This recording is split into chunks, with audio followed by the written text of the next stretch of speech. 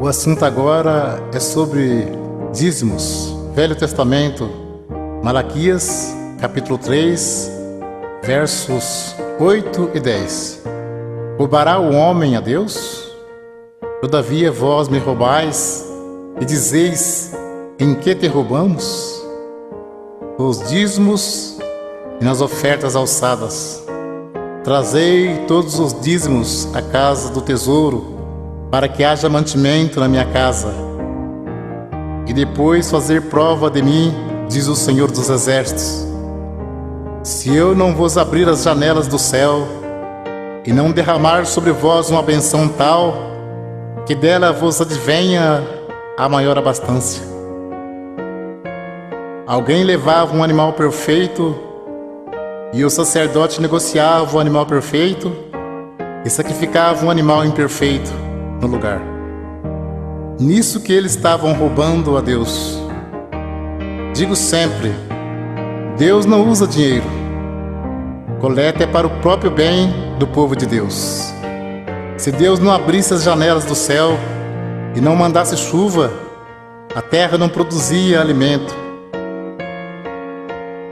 As tribos de Israel receberam herança, menos a tribo sacerdotal, que era a tribo dos levitas. Eles não receberam herança, então eles recebiam parte do dízimos para se manter. Por isso que dizia, trazer os dízimos para que haja mantimento na casa do tesouro. Não se tratava de dinheiro, mas de mantimento. Não há mais casa do tesouro. Jesus disse, minha casa é chamada por todas as nações casa de oração. Evangelho segundo Mateus, capítulo 10, versos 5 ao 10. Jesus enviou esses 12, ele ordenou dizendo, não ireis pelo caminho das gentes, nem entreis em cidade de samaritanos, mas ide diante as ovelhas perdidas da casa de Israel. E indo pregai, dizendo, é chegado o reino dos céus. Curai os enfermos, limpai os leprosos, ressuscitai os mortos, expulsai os demônios. De graça recebestes, de graça dai.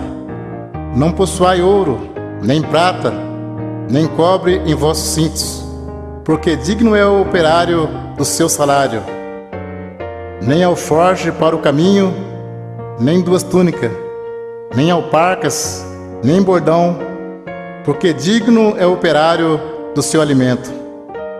Podemos cumprir com alegria a missão de anunciar o Evangelho da graça. Jesus já pagou a nossa salvação com o precioso sangue que ele derramou no duro madeiro da cruz. E enviando o apóstolo disse, de graça recebeste, de graça dai. Não precisa explorar ninguém. A parte material, Deus tudo provê na nossa vida. Jesus Cristo, sendo Filho de Deus, não poderia vir desfazendo a lei de Deus. Tanto é que ele foi circuncidado ao 8º dia, segundo o uso da lei. Foi levado ao templo para ser consagrado, segundo o uso da lei. E cumpriu celebrando a última Páscoa. Então ele cumpriu a lei e trouxe a graça. A lei e os profetas duraram até João. A graça e a verdade vieram por Jesus Cristo. Hebreus capítulo 7, verso 9, 18 e 19. E para assim dizer, por meio de Abraão até Levi, que recebe dízimos, pagou dízimos, porque o precedente mandamento é abrogado por causa da sua fraqueza e inutilidade. Pois a lei nenhuma coisa aperfeiçoou, e desta sorte é introduzida uma melhor esperança, pelo qual chegamos a Deus. Hebreus capítulo 7, versos 12, 13 e 14. Porque mudando-se o sacerdócio, necessariamente se faz também mudança da lei. Porque aquele de quem essas coisas se dizem pertence a outra tribo, da qual ninguém serviu ao altar, visto ser manifesto que nosso Senhor procedeu de Judá, e concernente a esta tribo, nunca Moisés falou de sacerdócio, porque dele assim se testifica: tu és sacerdote eterno, segundo a ordem de Melquisedeque. Jesus procedeu da tribo de Judá, e não da tribo de Levi, que era a tribo dos sacerdotes. Então, se muitos espertalhões pregam que tem que pagar dízimo hoje, por que eles não se preocupam em cumprir mais algum mandamento da lei? Porque o assunto deles é só dinheiro. Procura enganar, sendo que dízimos era para que houvesse mantimento na casa do tesouro. Muitos querem tirar proveito para ganhar dinheiro, dizendo: digno é o obreiro do seu salário. Mas isto é mesmo que dizer: digno é o obreiro do seu alimento. O apóstolo Paulo disse em Atos capítulo 20, versos 33 ao 36: de ninguém cobicei a prata, nem o ouro, nem o vestido. Vós mesmos sabeis que para o que me era necessário a mim e aos que estão comigo, essas mãos me serviram. Tenho-vos mostrado em tudo que, trabalhando assim, é necessário auxiliar os enfermos e recordar as palavras do Senhor Jesus, que disse: mais bem-aventurado coisa é dar do que receber. E havendo dito isto, pôs-se de joelhos e orou com todos eles. Mas o assunto viver do Evangelho era alimento, e não receber dízimos. Para você entender mais fácil, os apóstolos poderiam viajar em missão e ficar na casa de alguém não crente e ali se alimentar por alguns dias. E como Deus estava chamando também pessoas pobres, em vez dos apóstolos pedir dinheiro aos novos convertidos, eles os ajudavam. Vamos ler aos Romanos capítulo 15, versos 26 e 27.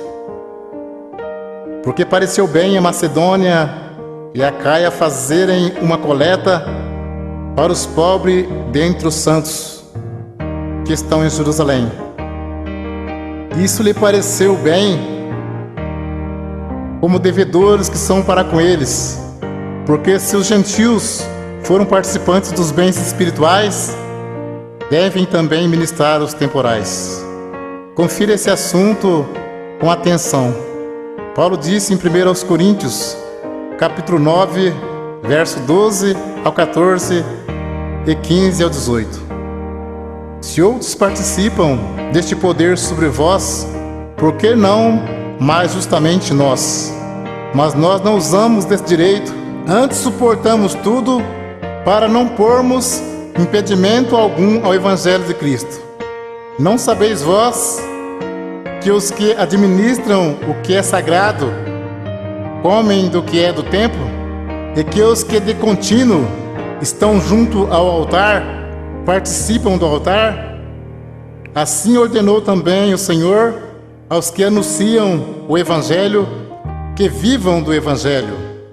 Mas eu de nenhuma destas coisas usei, e não escrevi isso para que assim se faça comigo, porque melhor me fora morrer do que alguém fazer vã esta minha glória. Porque se anuncio o Evangelho, não tenho do que me gloriar, pois me é imposta esta obrigação. E ai de mim se não anunciar o Evangelho. E por isso, se eu faço de boa mente, terei prêmio. Mas se de má vontade, apenas uma dispensação me é confiada.